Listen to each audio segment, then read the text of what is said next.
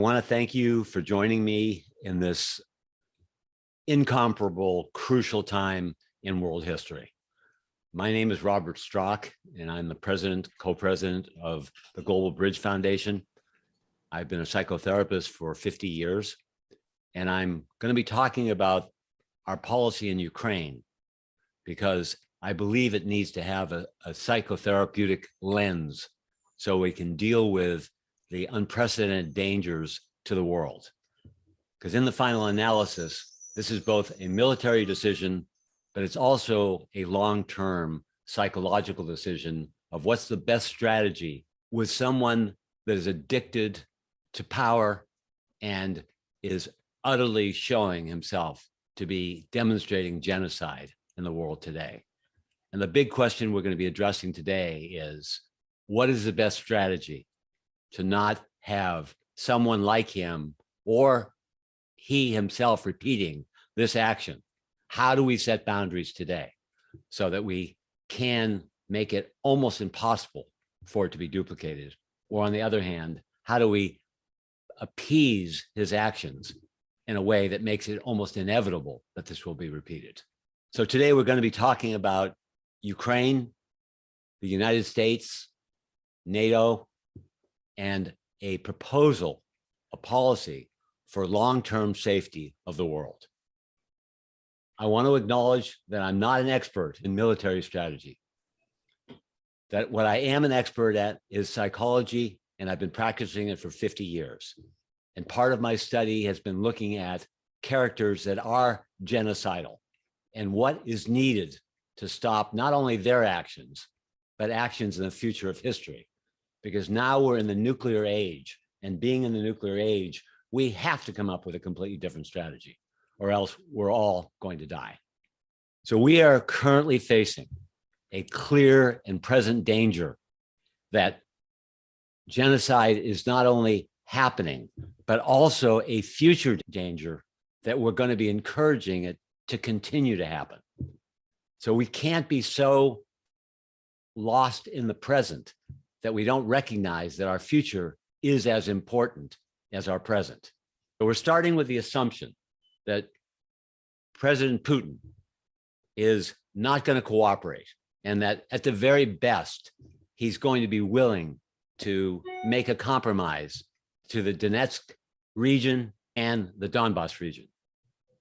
Now, what we're really proposing is that there needs to be a no-fly zone in a very narrow corridor, starting in these two regions, where humanitarian aid could go in one way and anyone that wants to leave can go out the other way. And that we, as the NATO and the United States, promise we will not be bringing in military aid, so that will enable Putin to potentially cooperate. And the other reason why we would be having the corridors be so narrow is to make it easier for the Russian pilots to not come anywhere near the zones, and again, for Putin to potentially cooperate. Now, the obvious common sense and human decency is utterly universal, that anyone that's not willing to allow for a corridor for people to be rescued with supplies or to leave is committing genocide. Even the Russian people would not allow that. So we're proposing this to maximize the chance that he will cooperate, save face in the eyes of the Soviet Union, and be able to say, I have added these two regions to the Soviet Union. And at the same time, the citizens there will be able to either leave or decide if they want to become guerrillas, if that's what they choose to do. Now, in the event that President Putin refuses to narrow the ultimate agreement to these two regions, then we want to apply the exact same principles to all of Ukraine, where Ukraine would decide where are the 2, 3, 4 regions in the country that would be near the heart of people to allow the masses to leave the country in these corridors and allow humanitarian aid to come to rescue those that will utterly die within the next few weeks if they don't have supplies. We don't have time to waste. We need to make these moves now, and we need to think of the future as well as the present. It is totally critical that we make it clear to President Putin that we will not bring in military supplies through these corridors.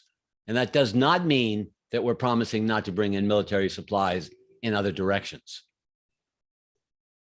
What has happened in the world today, which makes this possible, is that through COVID and the awareness of our mortality as a world and the interconnectedness of the world and the threat of nuclear war being so prevalent in the minds and hearts of Americans, of people throughout the world, that we're finally ready as a free world to take a stand against insane genocidal war. It is utterly clear that we are at a time of world unity. When in the United States have we had bipartisan passion? When in the world have we had the whole world coming together in the way they have? And this is the time where the world can make a statement that we will cut off all trade ties with you if you violate this sacred commitment to life, to some kind of survival for all peoples, and that you do not have the freedom to commit genocide. This is a time where, paradoxically, Putin's action has united the world. This has given us a chance to finally make such a strong stand as a world that we have the power, through cutting off trade, to threaten and maybe even thwart the ideas in the mind of anyone to have world domination. I truly believe psychologically we're at that inflection point where if we do it now, we will be able to set a precedent for this to discourage any future leaders, including Putin, to do this, because it will be obvious that he's invading a country that doesn't want him, or he has to free them. And if he's not willing to do that, or if he's not willing to allow humanitarian aid through these corridors, then Russia itself will want to revolt. They won't believe in the goodness of their own leader. This is an utterly powerful strategy that, granted, there's no guarantees. This is scary as hell. I'm not pretending that I know the answers, but I know this is one of the very key options that all the free leaders of the world need to consider. I personally believe that Putin does not want to create complete annihilation.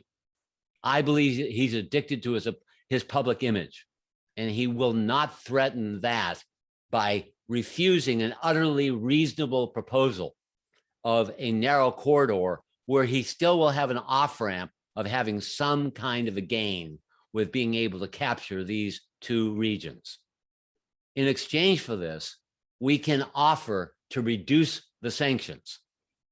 And please hear it, no matter which side of that you're on.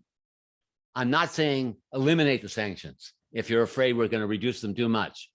And I'm not saying we're going to keep the same sanctions and lose the incentive. We're going to have to find that middle point where he can say yes and we can say yes. That's beyond my pay grade. So I'm asking you to really take this in, talk to all your friends about it, and people of influence throughout the world to consider the importance of setting boundaries and see we can't afford to appease Putin or Putin-like characters and need to set a precedent that they are going to have to face realistic humanitarian limits.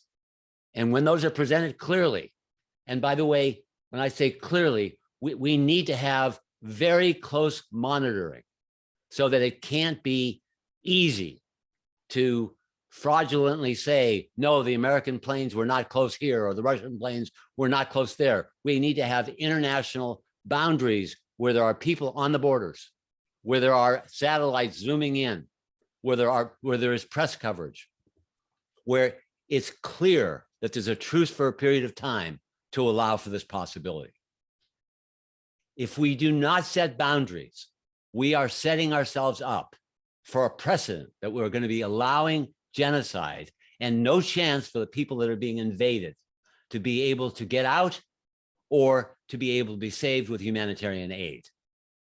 Once any leader or invader sees that this option is where the free world lies, it's going to cripple their thinking, because they're going to realize they're going to be exposed, because what's being presented is so utterly humane that any dictator, any genocidal terrorist would be exposed as that if they said no to this kind of reasonable proposal. I hope that if you're a person of influence, that you will take action on this. I hope if you know of a person of influence, that you will expose it to them. I hope that if you don't know anybody of influence, you'll expose it to everybody that you know. And again, I want to be very clear. I'm not presenting this as an expert. I'm presenting this from a psychological angle. And I am quite convinced that if we don't set boundaries, that we will be encouraging this forever. What's going to stop anyone that has significant nuclear power from putting us in this same risk forever? So we can't afford to be so obsessed with our present danger of all-out nuclear war that we don't realize it's going to be the same next year.